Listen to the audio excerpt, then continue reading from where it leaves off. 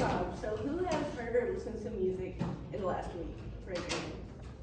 What about like today? Basically everybody. So music, why is music so universal? Music is in every culture in the world and is considered by some scholars to be a universal language.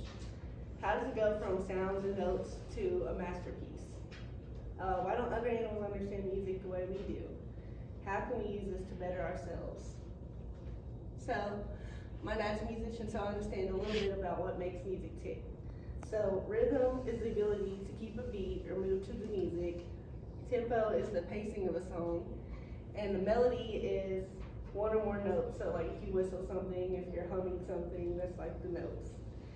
If it repeats quickly enough, it's perceived as pitch. Different musical scales. And timbre is the color of music, or different instruments doing the same note. So that's how you can tell the difference between different instruments if they're humming the same note. And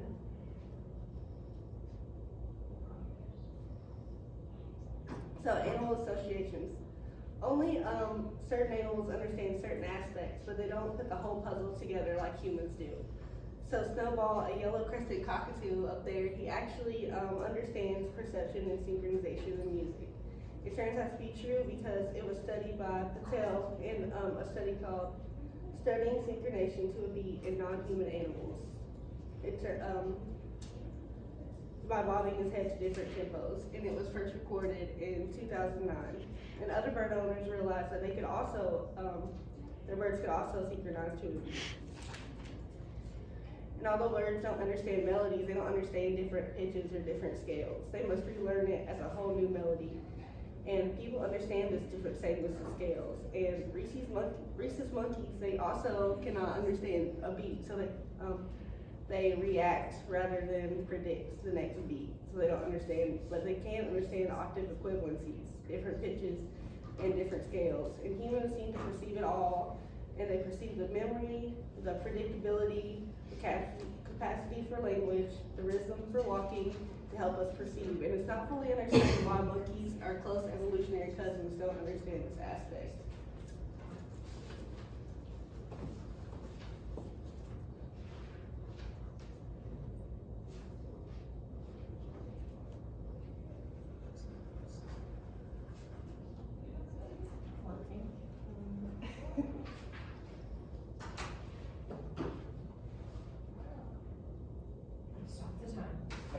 See if we can figure it out.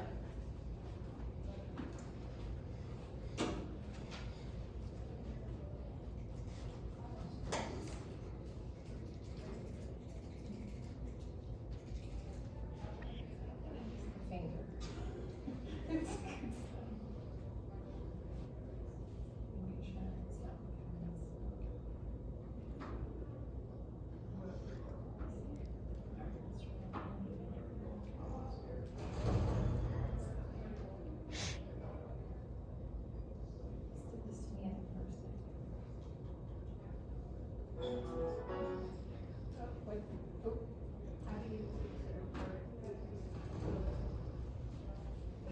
I clicked it too many times.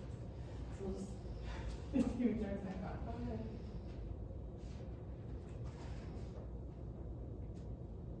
We go back and forward again too, that might help.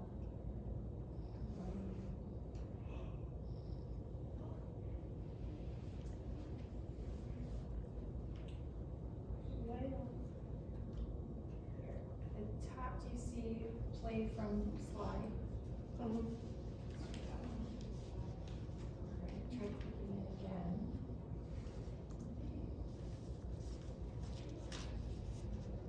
On the clicker, hit back and then forward, see if we can just refresh that.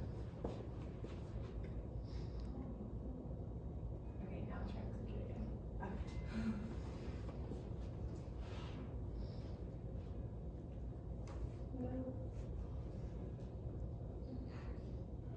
Do you know what it would be called on YouTube?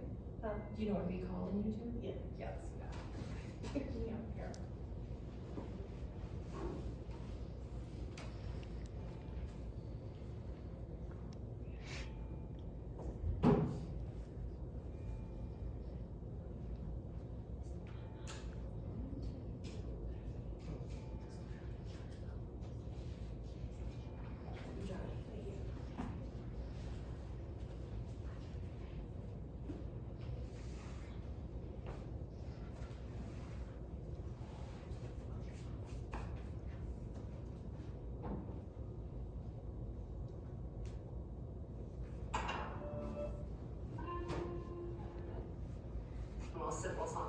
heartbeat.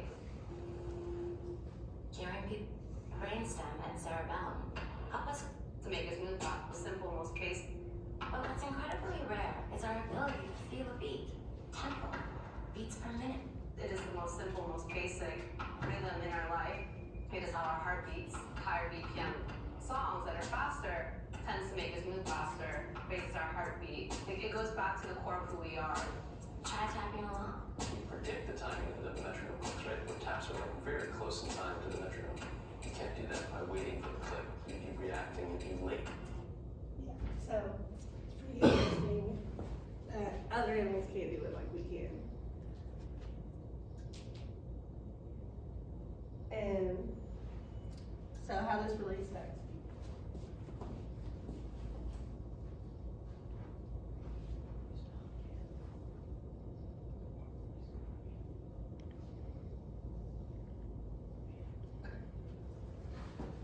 So lifespan development. So our response to music can also be very emotional and influential on our lives. It can make us cry, make us laugh, give us chill bumps. There can be very physical stimuli in response to music. From an early age, we listen to music to help us learn. From the ABCs to head, shoulders, knees, and toes, we listen to music to help us learn. And this indicates music could potentially help people later in life neurologically by getting their brains to respond to the music when they otherwise cannot by accessing different receptors in the brain. So the power of music in Parkinson's disease and other diseases. The influence of music, in particular rhythm, is stimulated by our areas of our brain that are not affected by neurological disorders such as Parkinson's and stroke.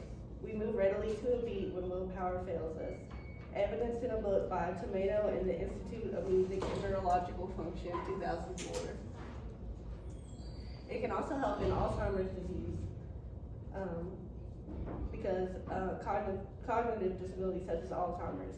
The brain's mental decline does not affect the parts pertaining to musical understanding. Studies have shown that people with Alzheimer's engaging in singing had better verbal fluency and memorization compared to Alzheimer's groups that did not.